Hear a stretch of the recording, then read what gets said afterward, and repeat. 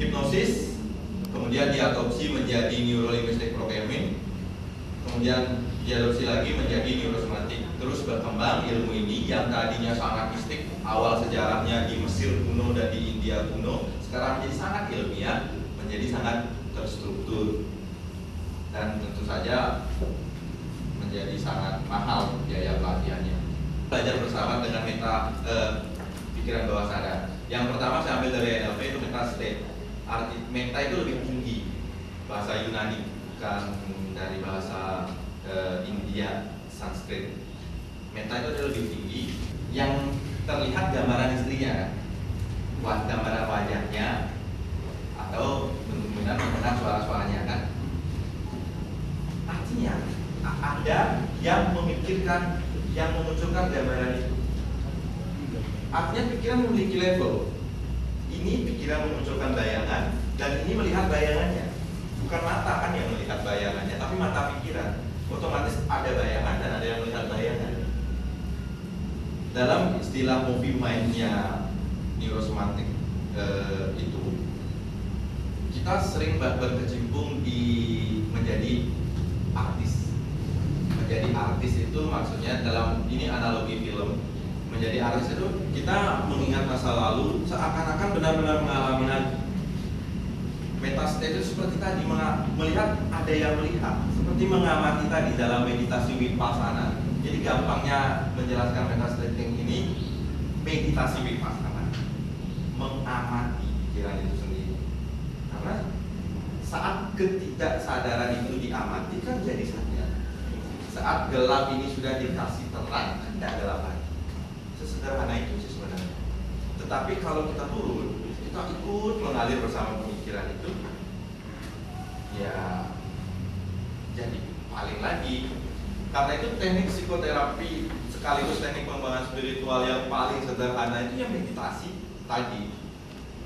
Yang saya mungkin kalau boleh sarankan vipassana. Kenapa? Karena kalau meditasinya masih memakai visualisasi, pikiran ini masih banyak yang dipakai kan, otomatis masih rentan. Tetapi kalau justru pikirannya yang diamati bukan dipakai, jadi cuma muncul diamati, walaupun juga ada kemungkinan kita akan ikut lagi ngalir. Dengan netral muncul ide-ide, oh kenapa nggak begini? Harus diakui kan, ide inspirasi itu gampangnya muncul itu pada saat kita melamun. Ilmiahnya pada saat kita melamun itu gelombang otak turun. Gelombang otak turun itu bawah sadar terbuka, pusat kreativitas pikiran terbuka, yang muncul ide. Sama seperti untuk menyelesaikan solusi. Salah satu cara sederhana bagaimana menyelesaikan masalah untuk mengaktifkan bawah sadar itu memanfaatkan ideomotor respon, yang sangat sederhana dan gampang dipakai. Misalnya, tetapi harus ada cuma dua jawaban, iya dan tidak. Apakah saya akan ikut seminar besok? Ini iya, ini tidak. Jangan mencoba membuat jawaban. Tidak usah menginginkan jawaban, tetapi persiapkan diri untuk mendengar jawaban yang akan muncul, bukan jawaban yang Anda ingin dengar. Netralkan, semakin Anda netral semakin bagus responnya. Ini yang biasa dipakai dalam pendulum.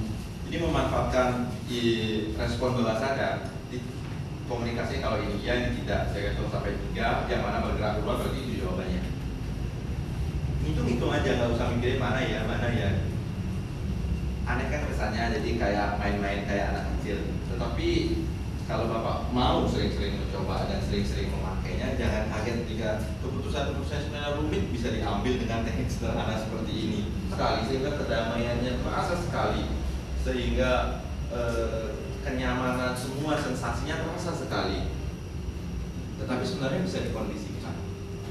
Misalnya Bapak Ibu tahu kan lagunya Celine Dion yang My Heart Will Go On, ya. Itu mengingatkan pada apa? Tidak.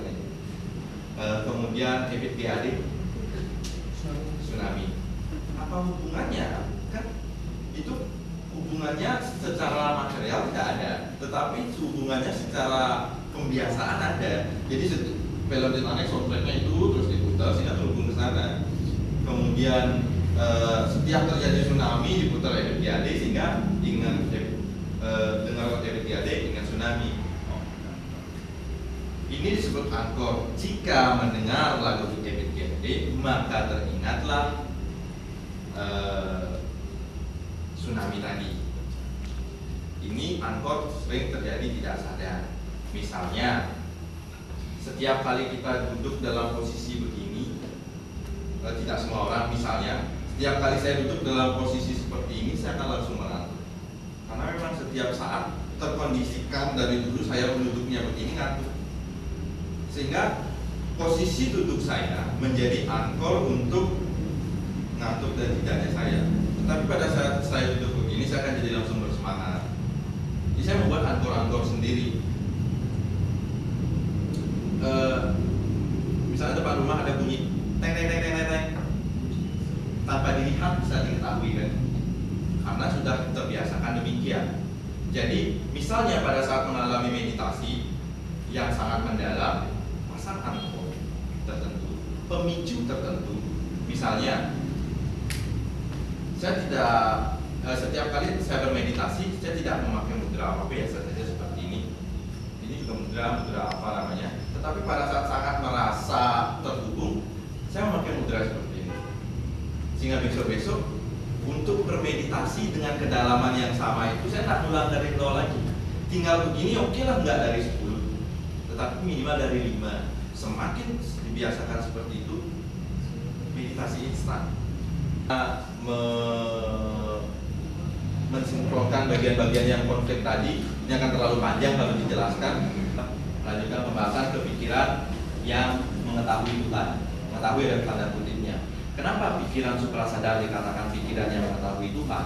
Jika pikiran yang kita pakai dalam keseharian kita, pikiran sadar dan bawah sadar, maka pikiran yang dipakai oleh jiwa kita adalah pikiran suprasadar. Tapi ada keterhubungan di sana. Yang sekali sudah lupa memasukkan ilustrasinya. Jadi tidak ada batas untuk pikiran suprasadar ini. Batasnya hanya sebatas apa yang bisa kita akses saja. Batasnya sejauh mana? Sejauh mana yang bisa diakses dan masih bisa dijauhkan lagi sebenarnya itu. Kenapa saya juga bilang ini mengetahui Tuhan? Karena banyak kebijaksanaan muncul di sana. Istilah mengguru di dewek, istilah inner guru, istilah kebijaksanaan dalam diri itu muncul saat teraksesnya pikiran suprasadar ini.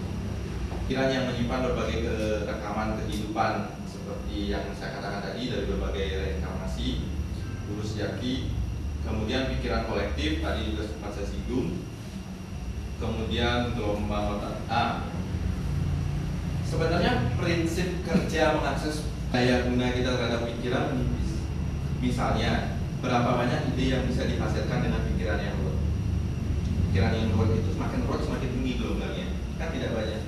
Seperti misalnya saat saya di kampus atau di sekolah, mengingat yang tahu jawabannya itu semakin coba diingat itu makin hilang. Justru bengong muncul.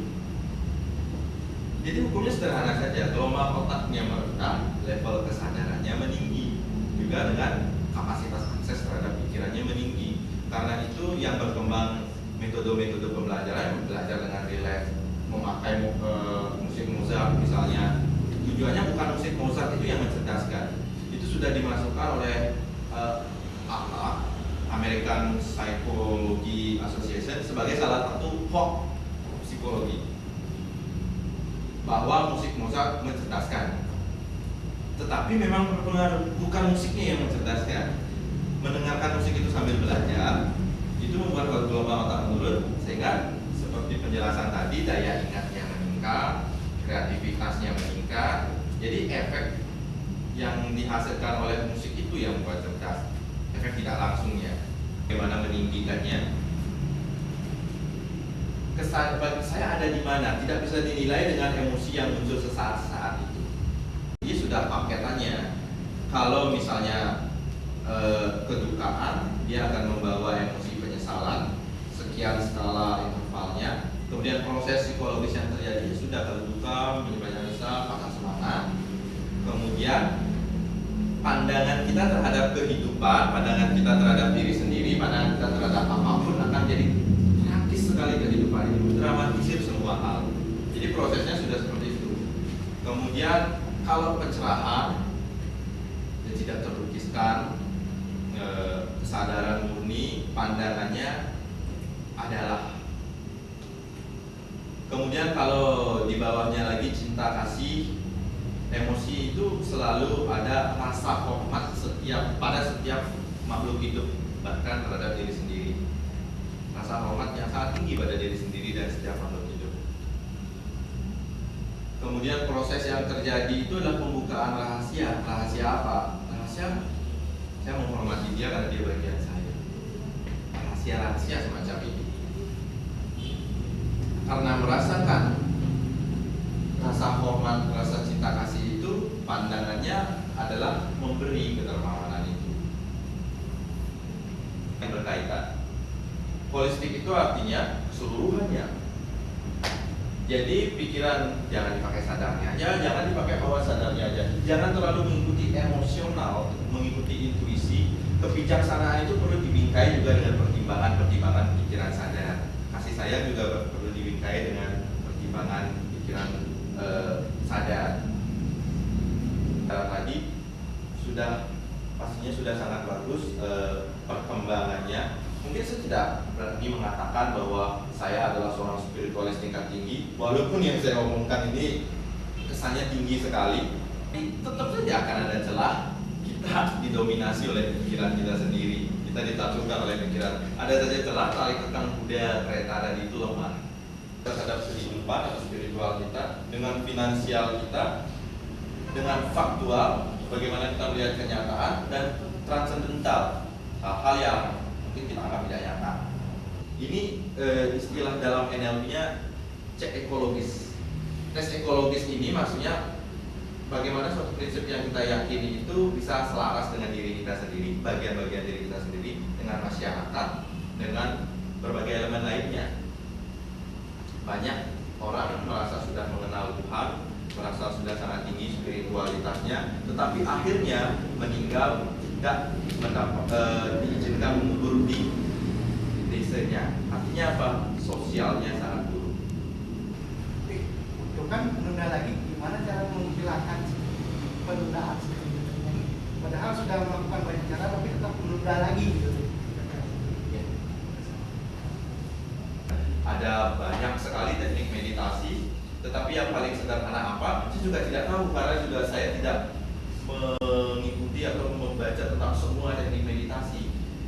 Tetapi setidaknya yang saya lakukan yang paling sederhana itu adalah meditasi yang bermodalkan duduk dan nafas. Duduk dengan senyaman mungkin dan mengamati nafas keluar masuk normal. Sangat sederhana. Yang paling sederhana yang saya lakukan itu. Tetapi jika mungkin ada yang lebih sederhana, saya kurang tahu. Kemudian kalau masalah tingkatannya, mungkin kalau boleh saya sarankan, tidak usah kita mencari tingkatan meditasi apa yang